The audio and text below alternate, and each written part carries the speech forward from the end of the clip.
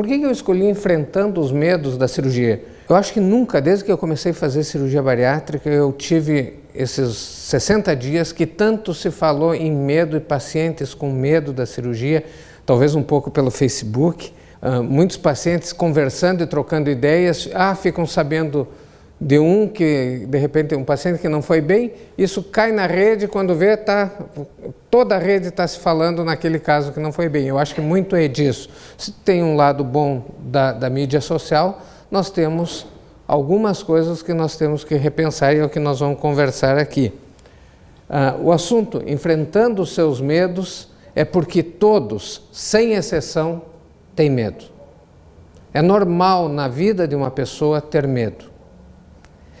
E algumas vezes o medo deve ser enfrentado. E quando nós falarmos em obesidade, nós temos que, claro, definir o que é obesidade. De quem que nós estamos falando quando nós estamos falando em cirurgia para obesidade? Nós estamos falando de pessoas que têm um índice de massa corporal elevado. São pessoas que têm uma dessas classificações aqui, a partir da classe 1, nós temos obesidade, em que se pega o peso dividido pelo quadrado da altura, nós vamos ter um valor, e este valor vai estar estratificado aqui. Quando ele for acima de 30, nós temos obesidade. Geralmente, nós estamos falando em cirurgia para aqueles que tiverem classe 2 ou classe 3, quando o risco das doenças são mais elevados. Então, nós queremos o quê? Buscar uma solução para uma doença e evitar outras. Nós engordamos não porque nós queremos. Por que nós ganhamos peso?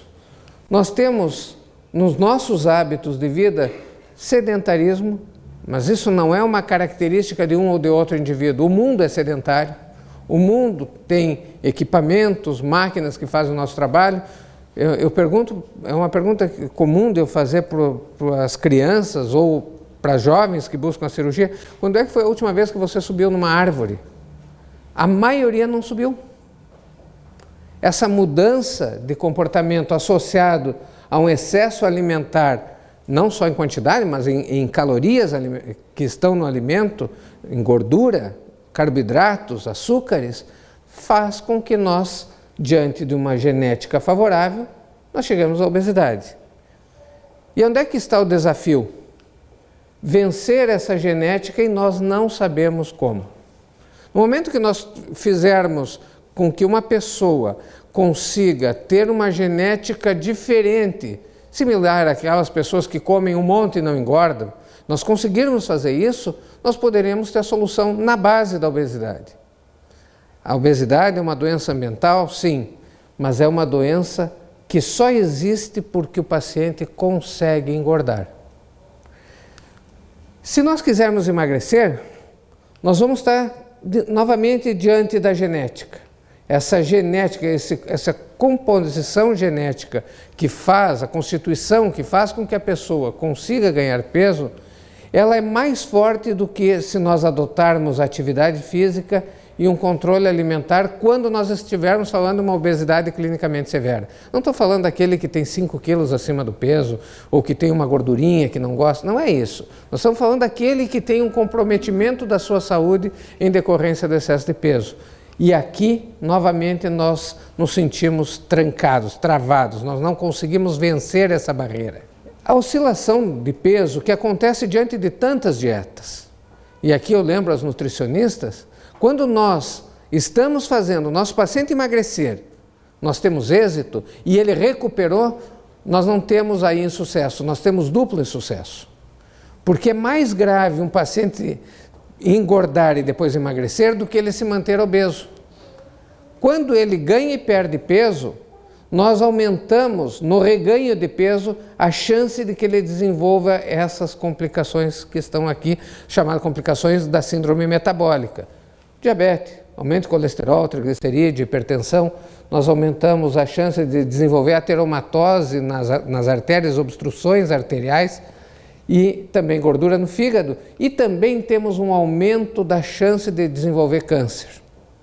A obesidade está associada a uma série de tumores, aqui relacionados, cólon, mama, rim, ovário, próstata, pulmão, e que está associado, se acredita que uma das explicações seja o aumento dos níveis de insulina, ou seja, quando ganha peso, aumenta a resistência da insulina e aumenta a produção da insulina.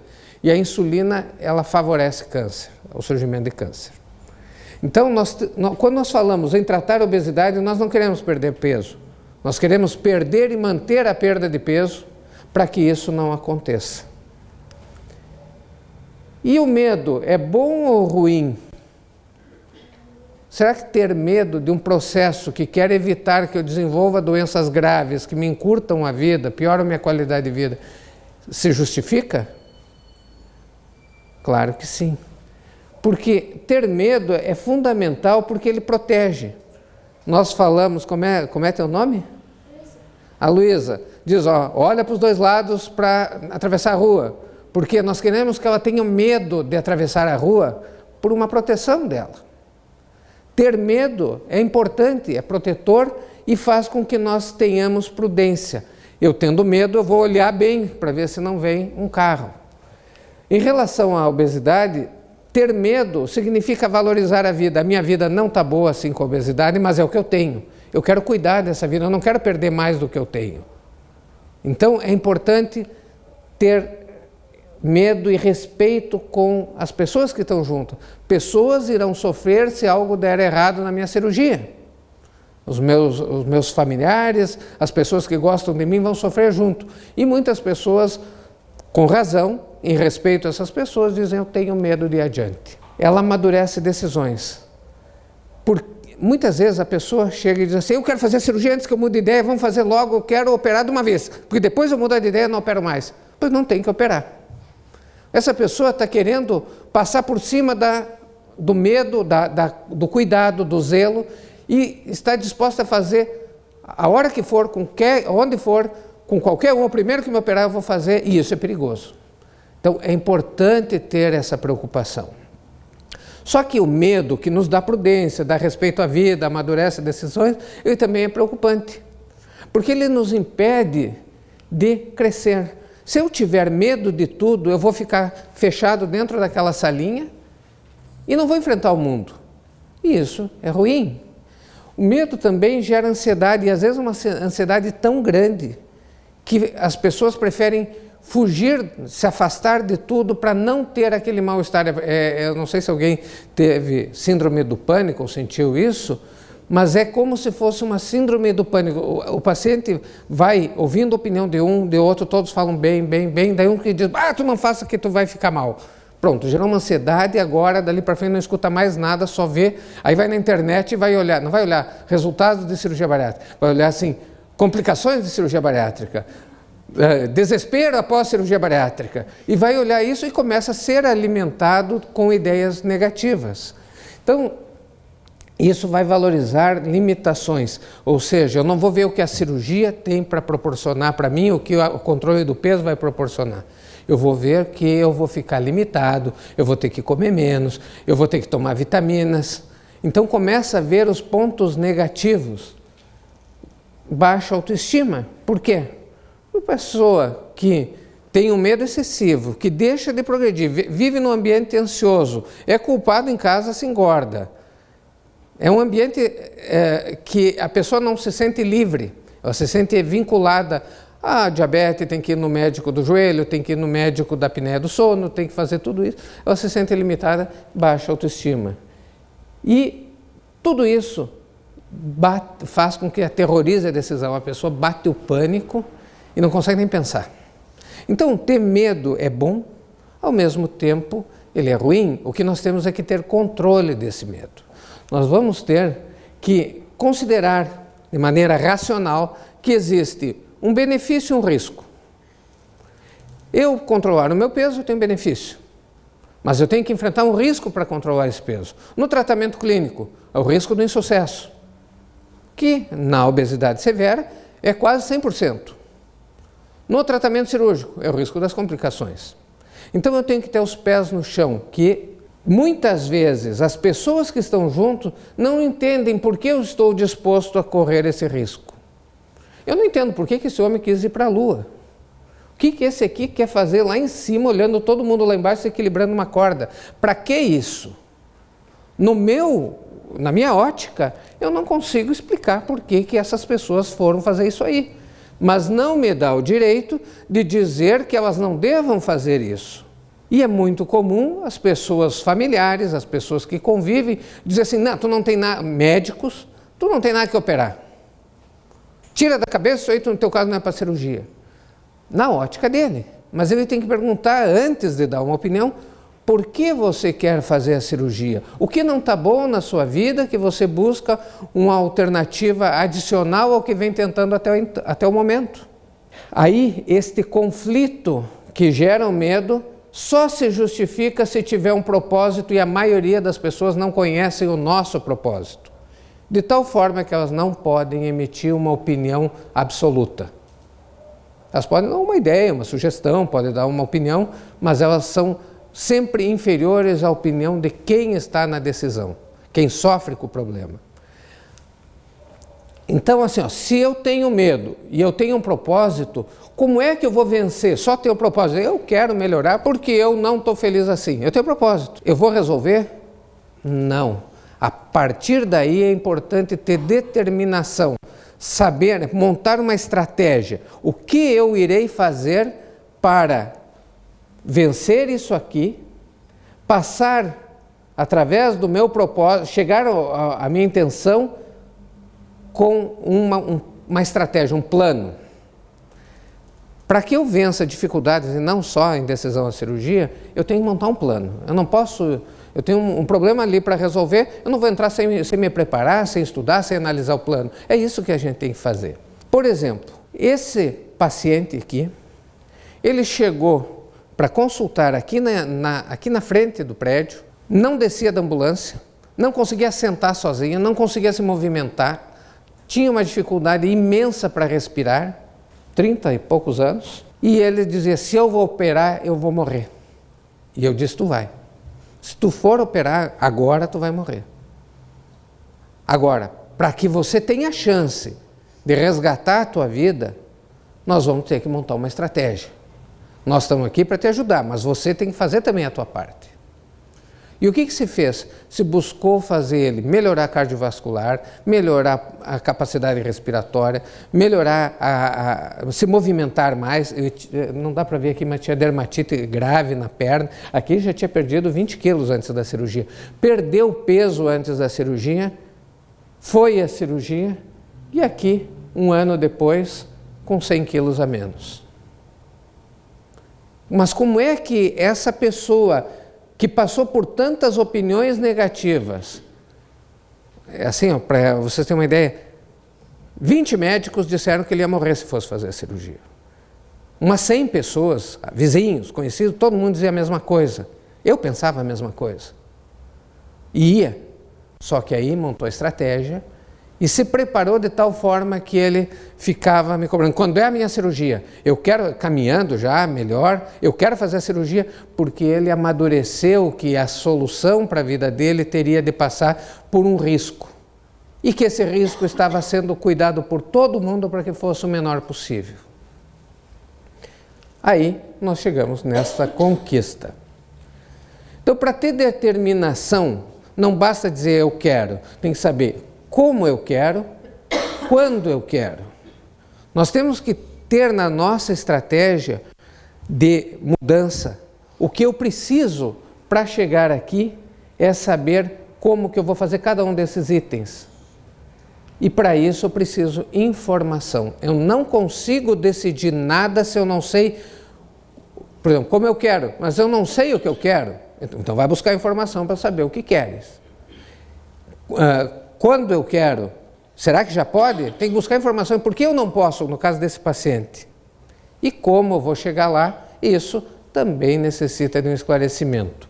O como é o que nós vamos mais abordar aqui. Como que nós chegamos no emagrecimento?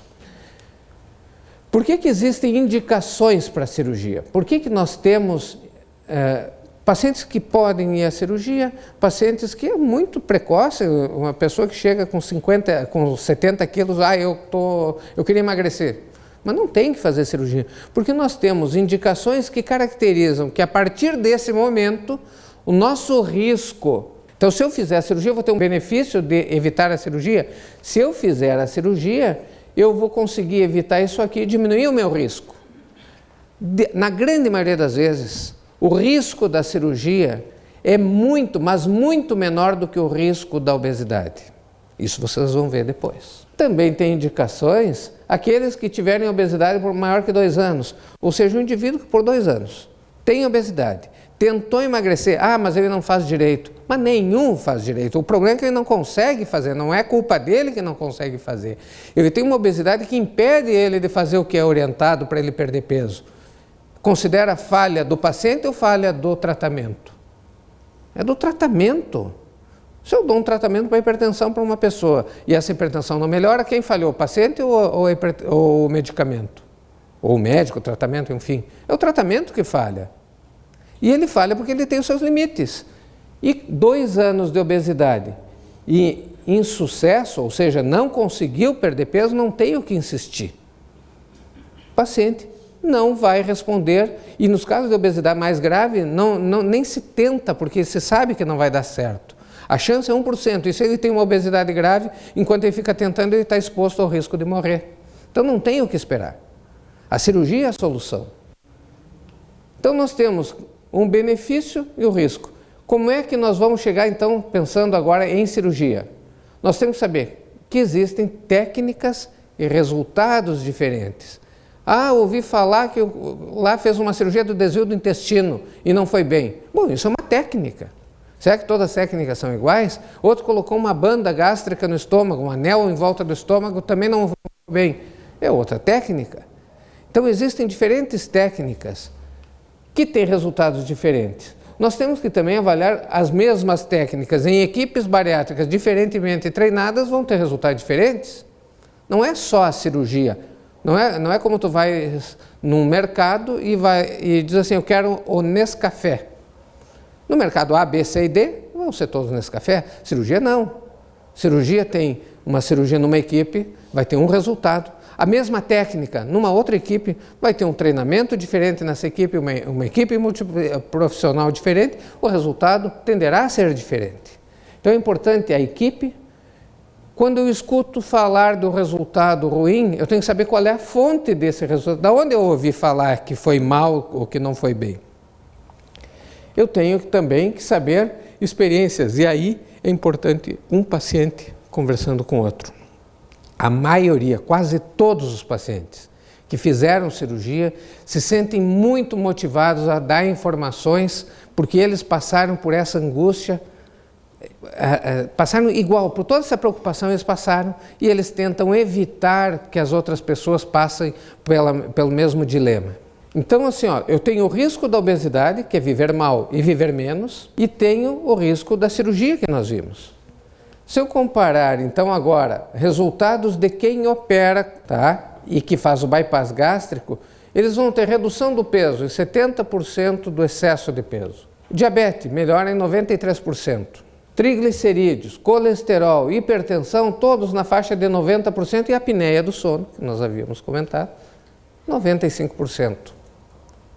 Nenhum tratamento melhora isso comparado à cirurgia. Se não for pela cirurgia, nós vamos estar falando em 5%, 10%, 3%. E quando para o remédio, volta tudo. Agora, assim, o risco da cirurgia comparado ao risco de seguir com a obesidade. Cardiovascular, quem operou teve uma mortalidade estou comparando mortalidade, de 8,5%, e quem seguiu com a obesidade foi 200% maior. Comparando câncer, quem seguiu com a obesidade morreu 300% a mais de câncer, e por diabetes morreu 1.200% a mais do que quem operou. Quem seguiu com a obesidade morreu 1.200% a mais de diabetes do que quem operou. Então, existe o risco da cirurgia, mas é muito superior o risco da obesidade, não dá nem para comparar. Se nós compararmos, e aqui tem pacientes bem jovens, aí é menor o risco dessas doenças aqui, considerando todos os pacientes aumenta em 65%. Com quem optou por não operar, significa que está apostando num risco de 65%. Outro medo que se tem na cirurgia é de engordar novamente. Esse é o medo que aterroriza todos que operaram. É bom que aterrorize. Porque tem que cuidar. Eu fiz cirurgia não significa que agora eu estou livre pro resto da vida, que eu nunca mais vou engordar. Não, significa que se eu cuidar eu não vou engordar. Mas se eu descuidar, eu posso engordar mais do que eu queria. E nós vamos ter 95% de êxito na cirurgia e mesmo com todos os cuidados, 5% falham. Isso significa de que 1 em cada 20 que fizer cirurgia vai falhar. A equipe bariátrica, quando eu olho, eu disse, temos que olhar quem faz a cirurgia, onde faz, é importante, porque existem equipes muito bem preparadas e existem equipes que nem existe equipe. Hoje, 40% das cirurgias do estado não são feitas por equipe. E o resultado tende a não ser tão bom. Quem precisa compor a equipe? 2 cirurgiões, porque um que está operando pode ter qualquer contratempo, não se sentir bem, e se ele não se sente bem, tem que um outro assumir. Então precisa 2 cirurgiões competentes, precisa um anestesista treinado com obesidade, intensivista, essa equipe toda multiprofissional, nutricionista, enfermagem, psicóloga, fisioterapia, se questiona o preparador físico, porque muitos pacientes moram longe, acabam não vindo para fazer, e isso tem que ser 2 vezes por semana o preparador físico, e uma equipe cirúrgica de suporte para qualquer intercorrência. É importante que essa equipe tenha experiência. Se sabe que equipes com menos de 50 casos são equipes despreparadas, e isso tem estudos mostrando. Equipe que fazem menos do que 120 casos por ano não se classificam, não se qualificam para um critério chamado excelência em cirurgia.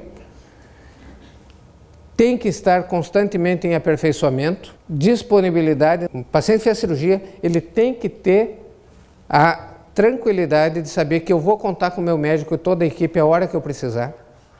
Isso é importante para o resultado e tem que ser uma equipe que se dedique a isso. Ou seja, que faça ou ponha todos os seus esforços na cirurgia bariátrica e não faça uma cirurgia de hérnia num dia, uma cirurgia de vesícula no outro, câncer de estômago no outro, cada dia faz um tipo diferente de cirurgia. Tem que ter uma dedicação exclusiva para isso.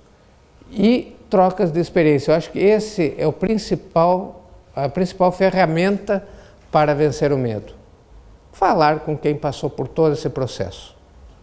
Conversar, então nós temos no Facebook alguns acessos, tem um site internacional chamado Obesity Help, é em inglês, mas está disponível a qualquer pessoa que quiser conversar com outros pacientes do mundo inteiro. Deve ter em português, eles estavam para fazer, em espanhol eu acho que já tem aliás, e em português estava para sair. O Brasil é o segundo maior, o país com o segundo maior número de cirurgias bariátricas do mundo. Perde só para os Estados Unidos. E não ouvir a opinião de quem não está envolvido no processo, é importante. Perguntar e esclarecer as dúvidas sempre com o médico. Ouvi dizer que cai cabelo, tu tens que ter a liberdade de ligar para o teu médico ou ter um acesso, um canal de comunicação com ele para saber se isso é verdade. Quando ouvir um resultado ruim, perguntar sempre onde foi feita a cirurgia e confirmar se isso realmente aconteceu. Às vezes são boatos. Buscar esses sites aqui, então, é importante. Aqui o exemplo do Facebook, tem um grupo nosso, esse aqui é um grupo da equipe, é dos pacientes, mas está ligado ao meu nome aqui. Fiz cirurgia bariátrica na gastrobese, tem hoje 840 pessoas dentro do grupo que estarão disponíveis para quem quiser fazer perguntas. Acho que é isso, pessoal.